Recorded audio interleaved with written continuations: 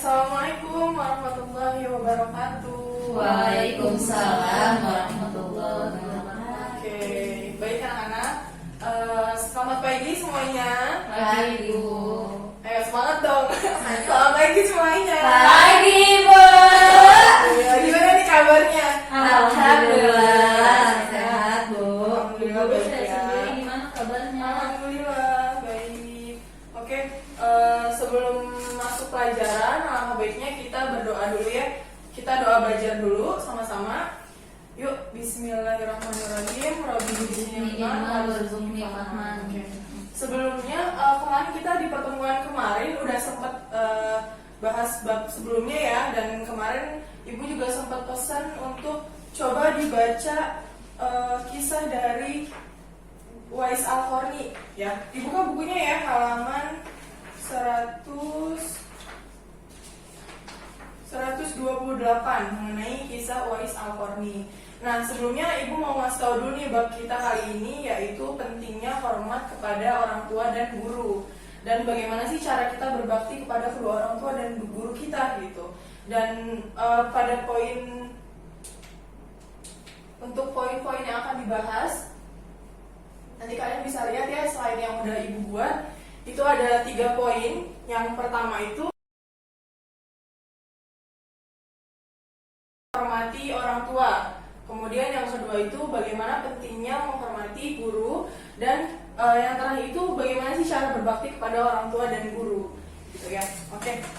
Dan tujuan dari pembelajaran ini yaitu gimana kita untuk terbiasa menghormati dan menyayangi guru kita dan juga orang tua kita. Oke, lanjut. Yang pertama ini kita bahas untuk kisah Uwais Al-Qarni ya. Di sini ada yang tahu nggak? Kemarin udah sempat baca kan ya? Ayo. Apa yang kalian dapat setelah kalian baca dari kisah Uwais Al-Qarni? Lupa, Bu, belum baca. Ya, lupa. Coba sambil dilihat bukunya ya. Jadi kisah Uwais Al-Qarni ini, jadi Uwais Al-Qarni itu adalah seorang pemuda yang hidup di zaman Rasulullah SAW dari Yaman, dari negeri Yaman. Jadi dia adalah seorang fakir dan yatim. Dia hanya mempunyai seorang ibunya aja, dan ibunya itu adalah lumpuh dan buta. Jadi ya, oke. Jadi dari kisah Uwais Al-Qarni itu dia adalah seorang fakir dan yatim, di mana dia adalah pemuda dari negeri Yaman yang bekerja sebagai pengembala domba, dan hasil usahanya itu cukup untuk menghidupi kehidupan sehari-harinya, untuk makan, terus juga untuk kebutuhan yang lain-lainnya bersama dia dan ibunya gitu ya. Dan singkat cerita, dia itu rindu banget nih sama Nabi Muhammad SAW. Jadi kerinduannya ini yang semakin hari semakin mendalam gitu kan. Tapi dia nggak bisa ketemu sama Nabi gitu karena perbedaan jaraknya juga, dan dia juga nggak mungkin ninggalin ibunya gitu. Tapi suatu hari dia meminta izin kepada ibunya untuk bisa bertemu atau menjumpai Nabi. Dan setelah izin, ibunya bilang apa coba? Ayo, ada yang ingat nggak? Ibunya bilang, di sini ada nih perkataannya. Pergilah wahai Uwais anakku, temuilah Nabi di rumahnya, dan bila telah berjumpa dengan Nabi, segeralah engkau kembali pulang. Nah, itu pesannya. Jadi setelah kamu sudah menemui Nabi, kamu harus segera kembali lagi ke rumah gitu. Dan dia juga sempat pesan juga kepada tetangganya untuk selama dia pergi untuk menemani ibunya gitu ya. Nah, singkat cerita, pas dia udah ke rumahnya Nabi, nah sampai rumahnya itu Nabi gak ada di rumah gitu kan. Nabi gak ada di rumah, dan yang keluar itu adalah Siti Aisyah radhiyallahu anha.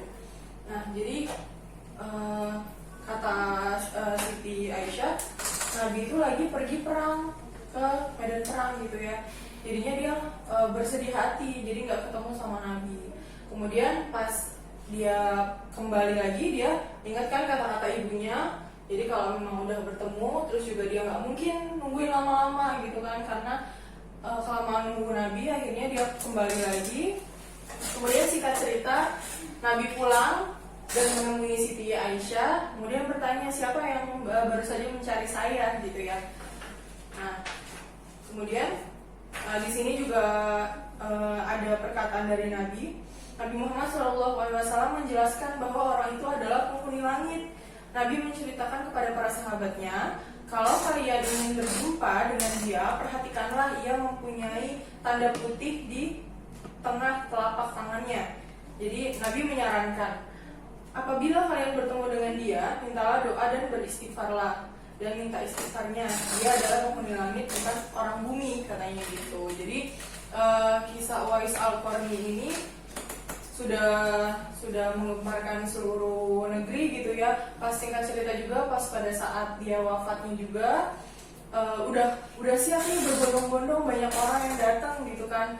Tapi itu bukan orang dari bumi gitu, dan banyak juga yang bilang ternyata dia adalah penghuni langit gitu. Jadi itulah kehebatan dari kuasa Allah ya. Jadi dimana dia itu sangat patuh kepada ibunya, sangat menyayangi dan mencintai ibunya dengan merawatnya secara ikhlas gitu ya. Kemudian apa sih pesan yang dapat diambil dari kisah Uwais Al-Qarni? Ayo. Apa sih pesan yang dapat diambil dari Uwais Al-Qarni? Berbakti kepada kedua orang tua, terutama kepada ibunya gitu. Dan di sini juga ada dalil di dalam ayat Al-Quran ya, yang menjelaskan bahwa kita itu wajib untuk berbakti kepada kedua orang tua kita, terutama kepada ibu kita. Itu ada di Quran surat Al-Isra.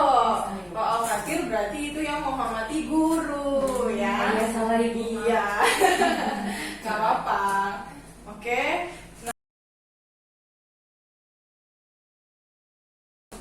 Nah, ini juga doa orang tua ya, Rabbi firli wali walidayya warhamhuma kama rabbayani shaghira. Jadi itu ayat Al-Quran yang menjelaskan tentang hormat atau bakti kepada kedua orang tua kita. Kemudian juga ada beberapa hadis yang menjelaskan tentang berbakti kepada kedua orang tua kita. Ada hadis riwayat Baihaqi yang artinya, ini pasti udah pernah dengar nih, ridho Allah terletak, ayo ada yang tahu nggak? Terletak pada ridho orang tua. Ada Ridho orang tua. ridho orang tua. Murkanya Allah. Nah, Terletak kemudian pada murkanya Allah. dan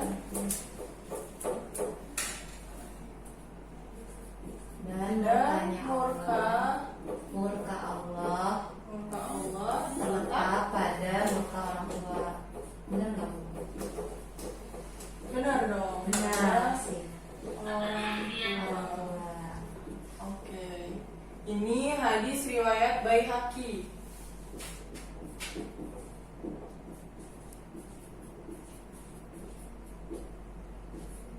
Nah, itu ya udah jelas banget, udah ada hadisnya, ridho Allah terletak pada ridho orang tua. Jadi apapun yang kalian perbuat, apapun yang kalian lakukan kepada kedua orang tua kalian, kalau orang tua kalian ridho, tentu Allah juga ridho gitu. Tapi kalau misalkan orang tua nggak ridho, terus juga gimana ya, nggak ridho gitu ya, maksudnya kan ada kekesalan atau marah gitu sama kita, berarti Allah juga sama gitu kayak orang tua kita. Jadi murkanya Allah juga murkanya orang tua gitu. Oke, ada yang mau ditanyain nggak sampai sini? Nggak ada Bu, udah. Masih semangat ya belajarnya ya. Masih Bu. Oke. Aduh. Kemudian hikmah dari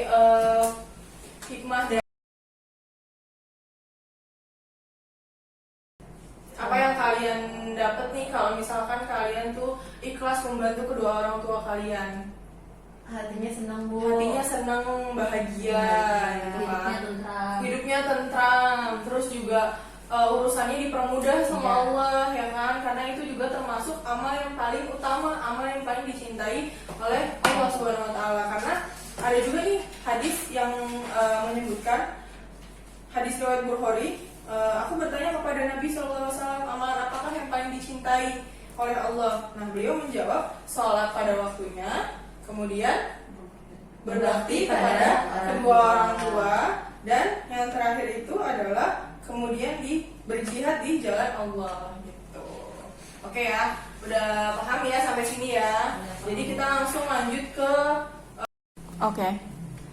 Oke, udah ya. Tadi kita udah sempat bahas untuk yang poin pertama itu hormat kepada orang tua. Kita masuk poin kedua, hormat dan patuh kepada guru. Itu ada di halaman 132 ya tadi ya.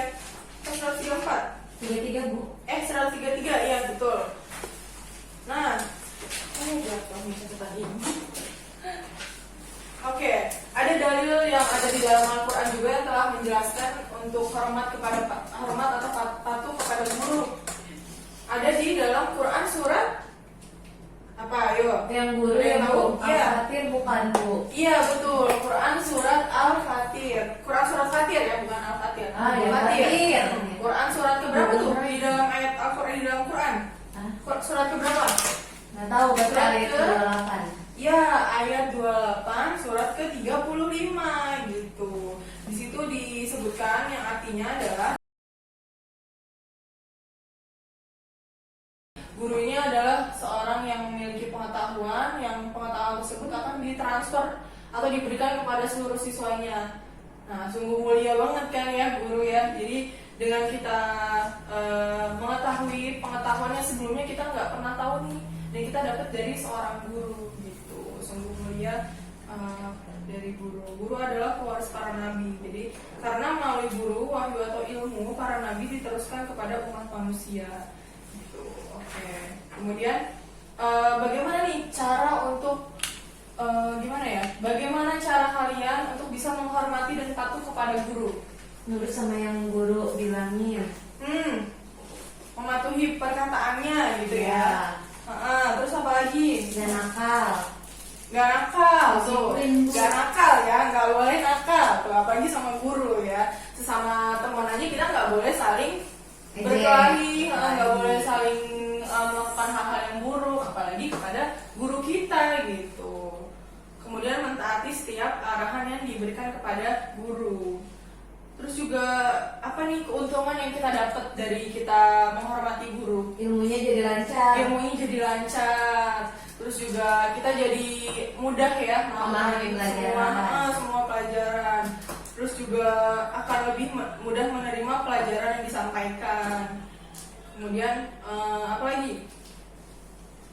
Urusan kita dimudahin juga karena kita telah menghormati dan menyayangi guru kita gitu. Sama juga sama orang tua, karena ada pepatah yang bilang guru itu adalah orang tua kedua kita di sekolah. Jadi kalau di rumah itu kita dapat pendidikannya sama orang tua kita gitu ya, dari kecil, dari baru lahir gitu kan, pendidikannya udah harus diterapin oleh orang tua kita. Nah kalau di sekolah orang tua kita menitipkan kita ke sekolah itu ke guru gitu ya. Jadi guru itu sebagai orang tua kedua kita gitu. Jadi kita harus patuh wajib hormat kepada guru kita gitu. Sampai sini ada yang mau ditanyain nggak? Nggak ada Ibu. Nggak ada. Atau ada yang belum jelas? Atau ada yang mau menyimpulkan? Nggak mau Bu. Nggak mau. Kenapa? Yang mau menyimpulkan? Takut salah saya. Takut Bu. salah, jangan takut salah dong. Harus mencoba dulu. Oke. Gimana? Coba simpulin, gimana cara kita berbakti kepada orang tua dan guru kita? Menyayangi keduanya. Satu siswa 3 poin, ayo coba. Apa aja? Ayo Nabila.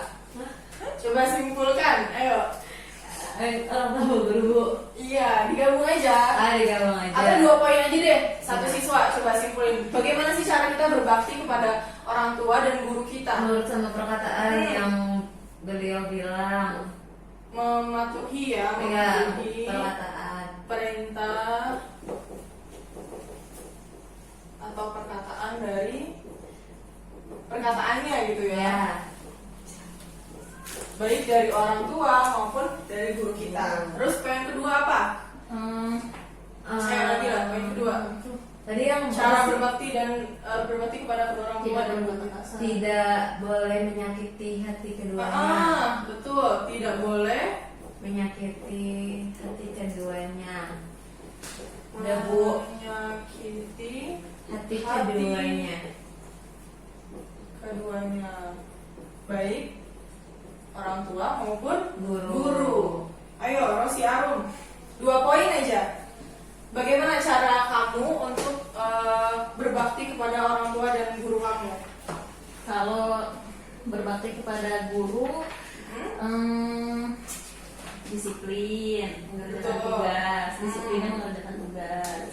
Disiplin dalam apa nih? Semua hal ya. Iya, terutama Oke. tugas. Disiplin terutama dalam hal Tugas. mengerjakan tugas. Ya. Bener nggak nih? Iya Bu. Kalau nggak disiplin gimana nanti? Iya, jadi harus on time ya. Iya. On time ya, jadi tugasnya ya. Iya Bu, siap. Nah, terus yang kedua apa coba? Yang kedua, bersikap baik. Bersikap baik. Contohnya kayak gimana tuh bersikap baik? Contohnya senyum, sapa, salam. Oke, betul. Senyum, sapa, salam. Salam. Kalau bersikap baik kepada kedua orang tua, gimana? Gimana kamu kalau di rumah?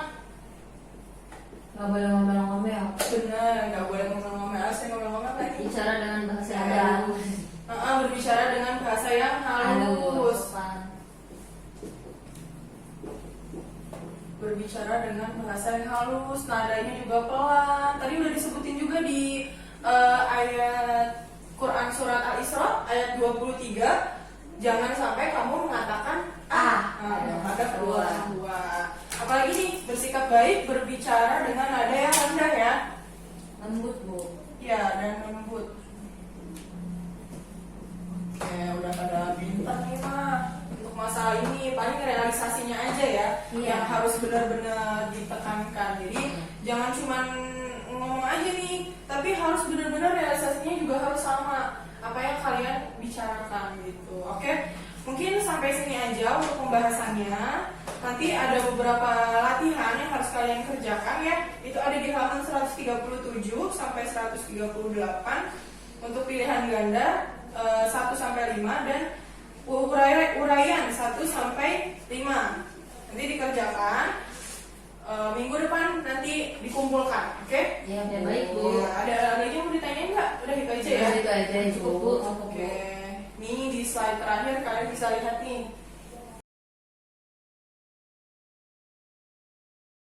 Ini poin yang terakhir ya. Kalian bisa lihat ya. Anak yang durhaka akan disegerakan azabnya. Tuh, siapa yang mau dapat azab Nggak sama mau. Allah kalau Nggak, Bu. durhaka? Jadi masih mau gak nih membantah? Nggak sama mau. keluarganya? Nggak mau ya.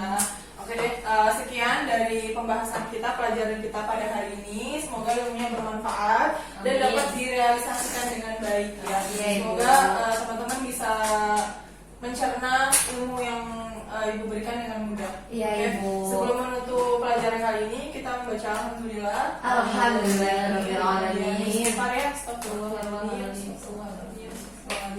Kemudian membaca doa kafaratul majlis. Subhanallahumma wa bihamdika asyhadu an la ilaha illa anta astaghfiruka wa atubu ilaik. Assalamualaikum warahmatullahi wabarakatuh. Waalaikumsalam.